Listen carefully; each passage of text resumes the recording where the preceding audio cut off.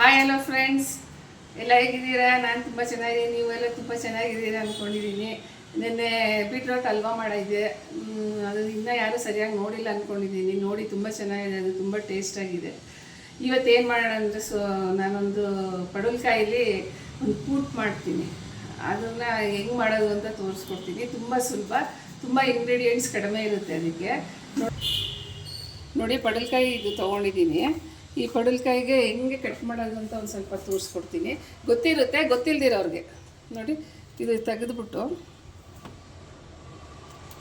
ಹಿಂಗೆ ಈ ಥರ ಈ ಮೇಲ್ಗಡೆ ಸಿಪ್ಪೆ ಇರುತ್ತಲ್ಲ ಫ್ರೆಂಡ್ಸ್, ಇದನ್ನು ತೆಗೆದುಬಿಟ್ಟು ಕ್ಲೀನಾಗೆ ತೊಳಿಬೇಕು.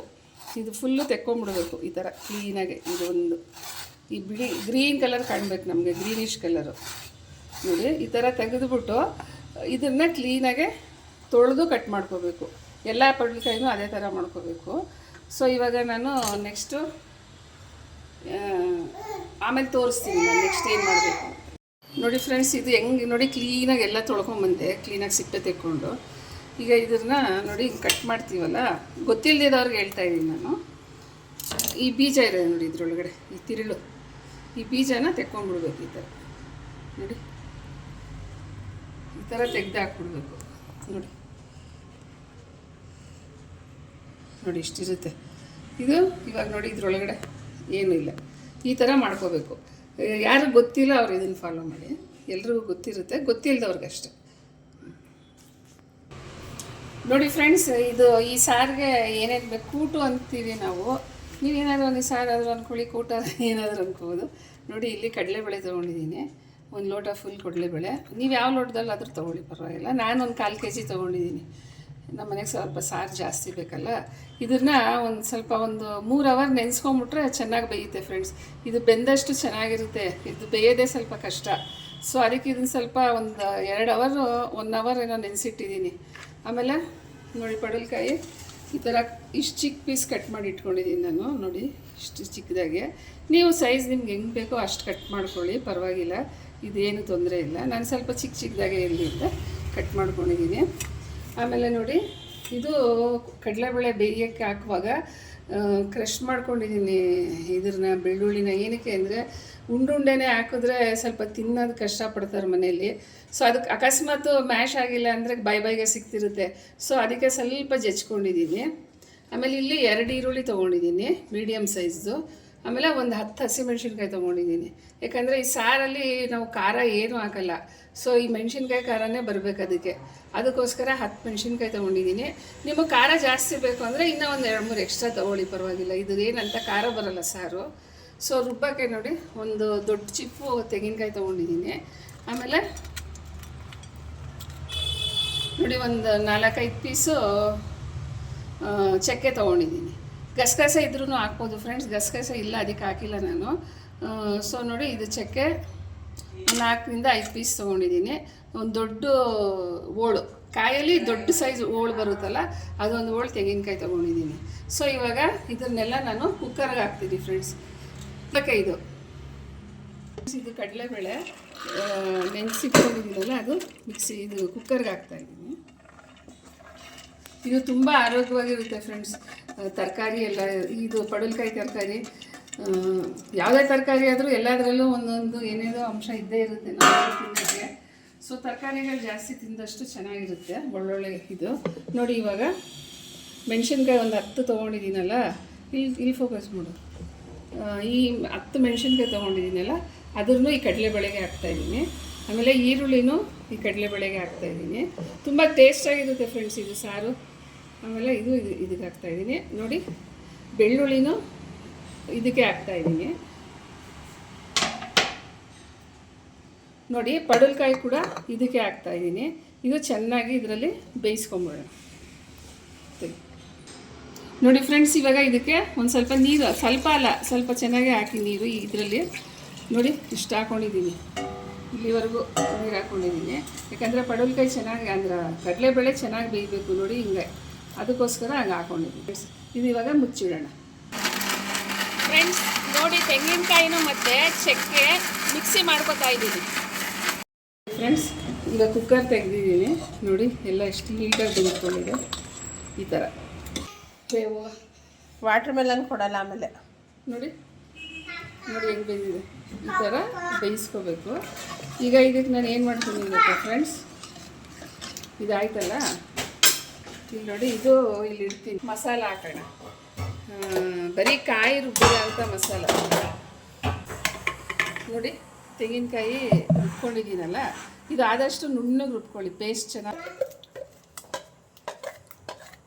ತುಂಬ ನೀರು ಮಾಡ್ಕೋಬಾರ್ದು ಫ್ರೆಂಡ್ಸ್, ಸ್ವಲ್ಪ ಗಟ್ಟಿಗೆ ಮಾಡ್ಕೋ.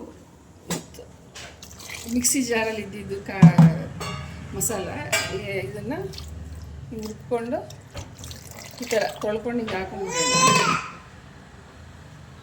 ಈಗ ನೋಡಿ ಇಷ್ಟೇ ಗಟ್ಟಿ ಮಾಡಬೇಕಿದು. ಇದೇ ಸ್ವಲ್ಪ ಇದು ಅನಿಸುತ್ತೆ. ಇದು ಇದನ್ನು ಇವಾಗ ನಾವೇನು ಮಾಡಬೇಕು, ಸ್ವಲ್ಪ ಇವಾಗ ನೋಡಿ ಇದು ಇವಾಗ ಈ ಥರ ಮಾಡಿದ್ದೀನಲ್ಲ, ಈಗ ಸ್ಟವ್ ಅಂಟಿಸಿದ್ದೀನಿ. ಅದು ಸ್ವಲ್ಪ ಕುದಿಬೇಕು, ಅಂದರೆ ಚೆನ್ನಾಗಿ ಆ ಕಾಯಿದು ಹಸಿ ಸ್ಮೆಲ್ ಹೊಟ್ಟೋಗ್ಬೇಕು. ಅದಕ್ಕೆ ಇನ್ನೇನು ಹಾಕಿಲ್ಲ. ತೆಂಗಿನಕಾಯಿ ಒಂದು 5 ಪೀಸ್ ಚಕ್ಕೆ ರುಬ್ಬಕ್ಕೆ ಅಷ್ಟೇ ಹಾಕಿರೋದು ನಾನು. ಈಗ ನಾನು ರುಚಿಗೆ ತಕ್ಕಷ್ಟು ಉಪ್ಪು ಹಾಕೋತೀನಿ.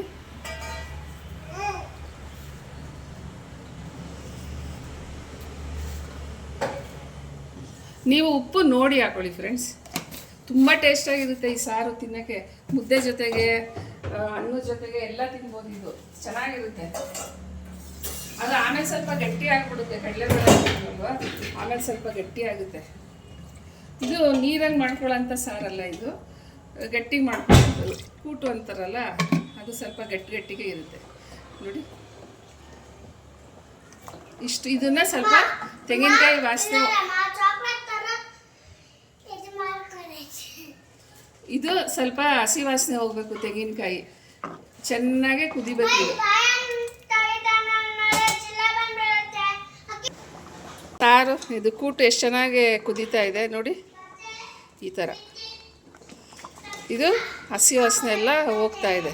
ಇನ್ನೇನಾಯಿತು, ಇಷ್ಟು ಇನ್ನೊಂದು ಸ್ವಲ್ಪ ಕುದ್ಮೇಲೆ ಹಸಿ ವಾಸನೆ ಹೋಗಿದ ತಕ್ಷಣ ಒಗ್ಗರಣೆ ಕೊಟ್ಬಿಟ್ರೆ ಆಯಿತು ಫ್ರೆಂಡ್ಸ್. ಇದು ತುಂಬ ಟೇಸ್ಟಾಗಿರುತ್ತೆ. ಈ ಸಾರು ಮಾಡ್ಕೊಳ್ಳಿ, ಮುದ್ದೆಗೆ ಎಲ್ಲ ಚೆನ್ನಾಗಿರುತ್ತೆ ತುಂಬ.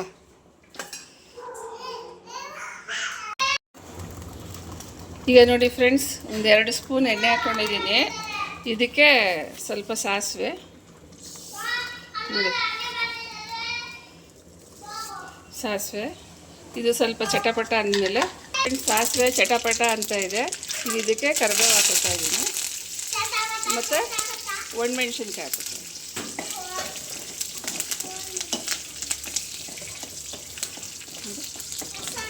ಇಲ್ಲಿ ಸಾರು ಕುದೀತಾ ಇದೆ ಚೆನ್ನಾಗಿ. ಇವಾಗ ನೋಡಿ ಒಗ್ಗರಣೆ ಎತ್ತಿ ಇದಕ್ಕೆ ಹಾಕ್ತಾ ಇದೆ.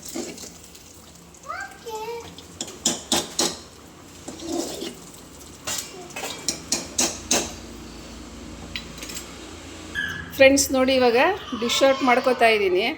ಇವತ್ತು ನಾನೇ ವಿಡಿಯೋ ಮಾಡ್ಕೋತಾ ಇದ್ದೀನಿ ಫ್ರೆಂಡ್ಸ್. ಕೋಕಿಲ ಮಕ್ಕಳು ಬಂದ್ಬಿಟ್ರು ಗಲಾಟೆ ಸ್ಕೂಲಿಂದ. ನೋಡಿ ಫ್ರೆಂಡ್ಸ್, ಡಿಶ್ ಔಟ್ ಮಾಡ್ಕೊಳ್ತಾ ಇದ್ದೀನಿ. ತುಂಬ ಚೆನ್ನಾಗಿರುತ್ತೆ ಮಾತ್ರ ಈ ಸಾರು. ಮಿಸ್ ಮಾಡ್ದಿರ ಮಾಡ್ಕೊಂಡು ತಿನ್ನಿ. ನೋಡಿ ಎಷ್ಟು ಚೆನ್ನಾಗಿ ಬರುತ್ತೆ ಅಂದರೆ ಅಷ್ಟು ಚೆನ್ನಾಗಿರುತ್ತೆ ಟೇಸ್ಟು. ಸ್ವಲ್ಪ ಹಸಿಮೆಣ್ಸಿನ್ಕಾಯಿ ಮುಂದೆ ಹಾಕ್ಕೊಳ್ಳಿ, ಖಾರ ಬೇಕು ಅನ್ನೋರು. ತುಂಬ ಚೆನ್ನಾಗಿರುತ್ತೆ.